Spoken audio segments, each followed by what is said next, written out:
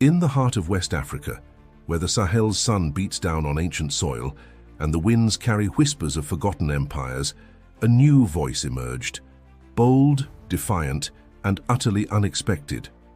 In a time when many African leaders quietly conform to global expectations, one man chose to stand in opposition, not just to the status quo, but to centuries of political and economic subjugation. His name? Ibrahim Traoré, and his story is shaking the foundations of international diplomacy. But before we dive deeper into this gripping narrative, take a moment to subscribe to our channel. We bring you untold stories from around the world, stories of resistance, resilience, and revolution. Don't miss the next chapter. Ibrahim Traoré was not born into power. Raised in the modest surroundings of Bondoukoui, a town in western Burkina Faso, he grew up witnessing the slow erosion of his country's independence. Burkina Faso, like much of Francophone Africa, lived in the shadow of its former colonizer. Despite achieving formal independence in 1960, the strings of influence, economic, military, cultural, remained firmly attached to France. Traoré was a bright student, known for his discipline and analytical mind. After excelling in school, he joined the University of OUAGADOUGOU, where he studied geology. But the call to serve ran deeper. He enrolled in the military, eventually becoming an artillery officer. While his rank-and-file duties continued, something within him was stirring. The rising instability in the Sahel, driven by jihadist violence, foreign military interventions, and political dysfunction, drew him into deeper contemplation about the direction his nation was heading. By 2022, the situation in Burkina Faso had reached a boiling point. The country, rich in gold and cultural heritage, was unraveling under the weight of terrorist attacks and a population disillusioned by years of ineffective governance. The military had already intervened once that year, ousting President Roch Kaboré in a coup led by Lieutenant Colonel Paul-Henri Sandaogo Damiba. But Damiba's leadership brought no real change. Attacks worsened, frustration mounted. Then, on the dawn of September 30th, 2022, the nation woke to a new upheaval. Military forces surrounded strategic sites in Ouagadougou, and by evening, the news was official. Ibrahim Traoré had overthrown Damiba in a swift, bloodless coup. At just 34 years old, he became the world's youngest head of state. To many, he was a mystery. To others, a messiah. What distinguished Traoré wasn't only his youth or swiftness in action, it was his message. In his first public statements, he spoke with fire, denouncing the continued presence of foreign troops, questioning the motives of Western governments, and promising to restore Burkina Faso's sovereignty. His words echoed across borders, stirring memories of another Burkinabe revolutionary, Thomas Sankara, the legendary leader who, in the 1980s, had rejected neo-colonialism and inspired a generation. For the Burkinabe people, especially the youth, Traoré's rise was a jolt of hope. Tired of broken promises and foreign dependency, they rallied behind him. Protests transformed into celebrations. Flags were raised not just in solidarity, but in anticipation of a new chapter. Yet with great power comes enormous risk. Traoré was stepping into a storm: economic collapse, armed insurgencies, international scrutiny. But in those first days, none of that dulled the shine of his message. For a country long strangled by silence, Ibrahim Traoré was a voice of thunder. And as the world watched cautiously, some with suspicion, others with admiration, one thing was certain: a new player had entered the global stage, unafraid to speak truth to power. As the dust settled after the coup, the international community waited anxiously to see which direction the new leader would take. Many assumed Ibrahim Traoré, like those before him, would maintain the fragile balance between domestic discontent and foreign allegiance. But Traoré had different plans. Within weeks, it became clear: Burkina Faso was breaking with its colonial past, and doing so loudly. His first major move was to challenge France, the nation that had maintained a near-invisible grip on the country for decades. French military bases had long operated in Burkina Faso under the guise of counter-terrorism efforts, yet jihadist attacks continued to spread. For many Burkinabe, the foreign troops symbolized dependence and impotence. Traoré echoed this frustration. He accused the French of playing a double game, claiming to fight terrorism while benefiting from instability. In January 2023, Traoré made headlines around the world. He demanded the withdrawal of French troops within a month. It was not a negotiation, it was an order. And France, for all its history in the region, complied. The departure of the French military marked a watershed moment. For the first time since independence, Burkina Faso was without direct French military presence, a gesture both symbolic and strategic. But the vacuum had to be filled. Traoré knew that confronting both internal insurgencies and international pressures would require strong alliances. Rather than turning to traditional Western powers, he looked eastward. Russia, increasingly assertive in Africa, welcomed the overture. Talks of cooperation followed swiftly. Russian diplomats and advisors began to appear more frequently in Ouagadougou, signaling a shift in global allegiances. Soon after, Burkina Faso joined Mali and Niger in forming the Alliance of Sahel States, a regional pact aimed at mutual defense and economic collaboration. This was not just a military coalition, it was a political statement. These nations, all led by military juntas, were asserting a new ideology, a vision of sovereignty rooted in self-reliance and regional solidarity, free from the dictates of Paris, Brussels, or Washington. Traoré's speeches grew sharper. He declared that Burkina Faso would no longer serve as a puppet state. In one particularly fiery address, he stated, "Our gold must serve our people, not enrich others. Our lands must be ours. Our destiny must be African."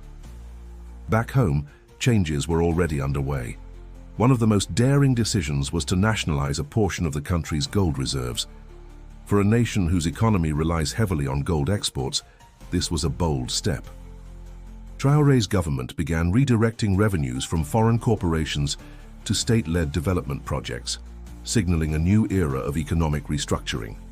Cultural and ideological shifts accompanied these policies. Pan-Africanism, long buried under the rubble of foreign policy pragmatism, was resurrected. Schools began to include revolutionary African thinkers in their curricula. Public squares were renamed, statues of colonial figures were removed. In their place rose murals and monuments celebrating Sankara, Lumumba, Nkrumah, and now Traoré himself. Despite internal tensions, the young leader's message resonated. His rhetoric wasn't just defiant, it was empowering.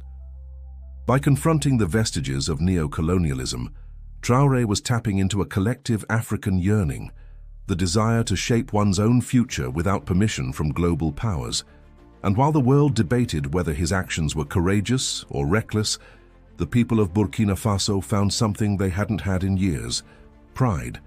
But as the momentum surged, so did the challenges. With enemies at the gates and uncertainty within, Traoré's vision would soon face a crucible of fire. Would boldness be enough to hold the center? As Traoré pushed Burkina Faso onto a new geopolitical path, he was simultaneously waging a more perilous war at home. While the rhetoric of sovereignty electrified the streets of Ouagadougou, entire swaths of the countryside remained under siege. The jihadist insurgency that had plagued the nation for nearly a decade was not retreating. It was mutating, becoming more brutal, more unpredictable, and more entrenched. Roughly half of Burkina Faso's territory remained outside government control. In some provinces, villagers had not seen a state official in years. Armed groups, some pledging loyalty to ISIS or Al-Qaeda, others operating independently, imposed their own rule, extorting local populations, attacking convoys, and ambushing soldiers. Traoré had promised to reclaim these lands, but the enemy was not just elusive, it was embedded. To respond, his administration ramped up military operations, deploying thousands of troops in sweeping campaigns across the north and east. He launched the Patriotic Mobilization Initiative, calling upon civilians to join in a volunteer defense effort. Thousands enlisted, many young men seeking purpose or revenge for families torn apart by violence. On paper, it was a strategy of national unity. In practice, it became a double-edged sword. Reports soon emerged from rights organizations and international observers. They alleged that military forces and volunteer units were committing atrocities, targeting communities accused of collaborating with insurgents, often without evidence. Villages were burned, mass graves were discovered. The line between justice and vengeance began to blur. Traoré, when pressed, either denied the allegations or accused foreign actors of fabricating them to undermine his government. "Our enemies wear many masks," he said in one televised address. "They come with bullets or with lies." Yet, behind closed doors, even some of his advisors admitted the reality was complex. Fighting an asymmetric war with limited resources, without clear intelligence and under extreme pressure, mistakes, and worse, were inevitable. But for a man building his legitimacy on the promise of protection and dignity, these accusations posed a moral and political dilemma. Meanwhile, another front opened, one of information. With traditional media outlets increasingly restricted or censored, the government turned to alternative channels to shape the narrative. A wave of patriotic content flooded social media platforms. Slickly edited videos praised the bravery of Burkinabe soldiers, the wisdom of Traoré, and the awakening of Africa. Many were produced anonymously, using AI-generated voices and footage, making them difficult to trace. Critics cried foul, journalists were detained, radio stations suspended, international NGOs warned of an erosion of press freedom. But among Traoré's supporters, the message was different: control the narrative or lose the war. In their eyes, the battle for Burkina Faso wasn't just physical, it was ideological. And in that arena, perception was everything. At the center of this storm stood Ibrahim Traoré, unyielding. He visited conflict zones, met with families of fallen soldiers, and continued to speak of liberation. In his speeches, there was no room for doubt, only conviction, only destiny. Yet beneath the surface, questions lingered. Could this path, marked by bold defiance, wartime necessity, and limited oversight, truly lead to peace? Or was the nation spiraling into a deeper abyss, masked by patriotic fervor? As pressure mounted both within and beyond his borders, the young captain-turned-president found himself in a tightening grip. Every decision bore greater consequence. Every word heavier weight. The insurgency raged on. The world watched, and Traoré, now lionized and vilified in equal measure, stood at the crossroads of history, undaunted, but not unscathed. Outside Burkina Faso's borders, the world was paying close attention. Ibrahim Traoré's defiant posture and sweeping domestic reforms had not gone unnoticed by international powers. The United States, France, and several European nations began reassessing their diplomatic strategies, struggling to understand if this was a short-lived rebellion or a long-term shift in African politics. Then came the moment that made headlines across continents. A top U.S. Treasury official visiting the region accused the Burkinabe government of misusing gold revenues, suggesting that a portion of the nation's mineral wealth was being used to fund questionable activities and foreign alliances, including alleged connections to Russian mercenaries. The implication was clear. Traoré's government was not just resisting Western influence, it was possibly empowering global rivals. The response from Ouagadougou was immediate and blistering. Traoré took to national television, rejecting the claims outright and accusing the West of hypocrisy. "You do not own our gold. You do not own our land. You will not dictate our alliances," he said, voice steady but steely. His words were met with thunderous applause in the capital, and soon after, pro-government rallies surged through the streets. Tens of thousands gathered in Ouagadougou's main square, waving flags of Burkina Faso, Mali, and Niger. Russian banners dotted the crowd, alongside placards denouncing France and the US as imperialists. This was no longer just about Burkina Faso's sovereignty. It had become a regional, even continental reckoning. The rallies were not staged by state order. They were spontaneous, grassroots, and deeply emotional. Mothers marched with pictures of sons lost in the fight against terrorism. Youths chanted Pan-African slogans, reclaiming narratives long buried by colonial history. Traoré, appearing before the crowd, declared, "We are no one's property. Africa will no longer kneel." The speech was shared widely across African social media, transforming him into a symbol of resistance from Senegal to South Africa. In the midst of these political storms, another event reignited national memory. Construction was completed on a long-awaited project, the mausoleum of Thomas Sankara.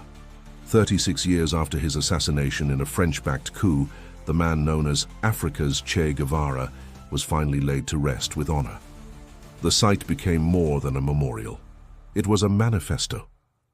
Traoré inaugurated the mausoleum with a speech laced with reverence and resolve.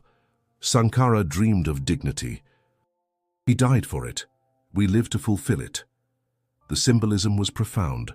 The circle was closing. A young captain had risen where another had fallen, carrying the torch of a revolution interrupted too soon. Cultural revival accompanied political momentum. Music, literature, and film began echoing the themes of autonomy and decolonization. State media launched campaigns celebrating African identity.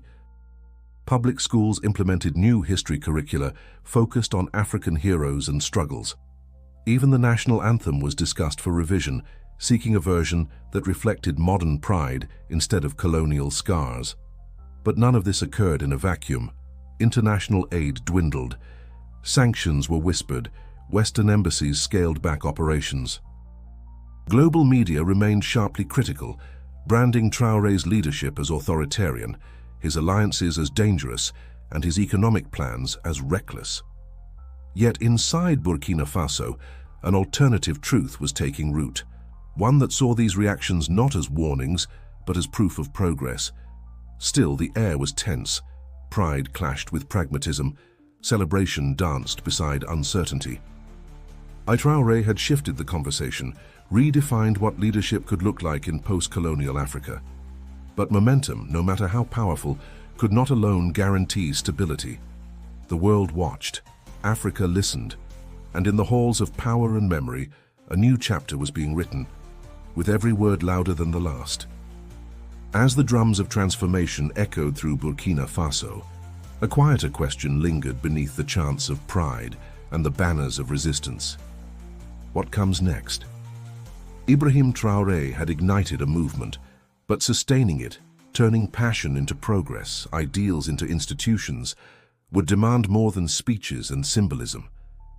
The insurgency, though pressured by renewed military campaigns, still haunted vast rural expanses. For every village reclaimed, another faced displacement. Humanitarian groups estimated that over 2 million Burkinabé remained internally displaced, living in fragile camps or host communities, reliant on limited aid. Food insecurity, worsened by disrupted supply chains and regional instability, gnawed at daily life. Economically, the shift away from Western partnerships created new opportunities, but also exposed vulnerabilities. With traditional donors withdrawing, Burkina Faso leaned heavily on gold revenues and Russian support.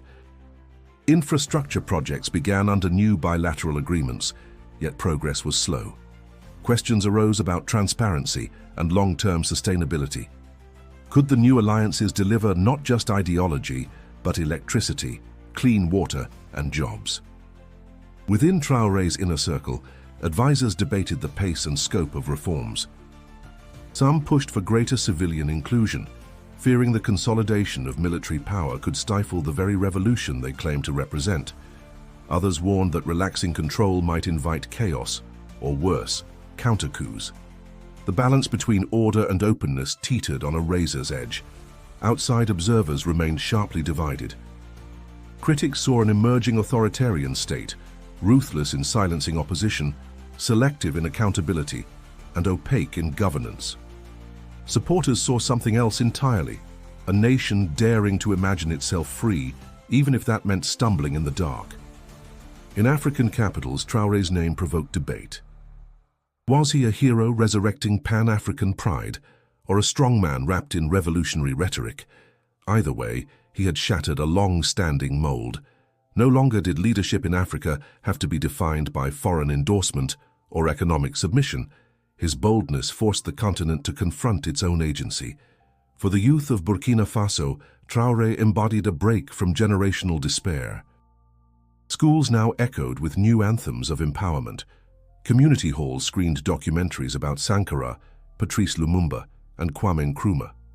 Young artists painted murals of unity, while local radio stations played songs that celebrated not just resistance, but renewal. Still, the road ahead was treacherous. History had shown that revolutions often falter, not in their rise, but in their routinization. Could Traoré institutionalize his vision without calcifying into dogma? Could he hold power without silencing dissent? Could he lead not just with fire, but with foresight? The stakes extended beyond Burkina Faso. Across Africa, leaders watched, citizens listened, and movements stirred. From Kinshasa to Accra, whispers of self-determination gained volume. If Traoré succeeded, it could inspire a continental reawakening. If he failed, it could reinforce cynicism already decades deep. One thing was clear. The story of Ibrahim Traoré was no longer just about one man or one nation. It was about possibility, about the peril and promise of change, and about the courage to chase a future unapproved by history's usual authors. As the sun set over Ouagadougou, painting the city in amber and defiance, Traoré stood as a mirror, reflecting both hope and tension, vision and burden. The next chapter remained unwritten, but the pen was firmly in African hands. Thank you for joining us on this journey through one of the most compelling political transformations of our time. If you want to keep exploring stories like this, stories that go beyond the headlines and into the heart of power, make sure to subscribe to our channel. And don't forget to click on the next video now appearing on your screen. The journey continues.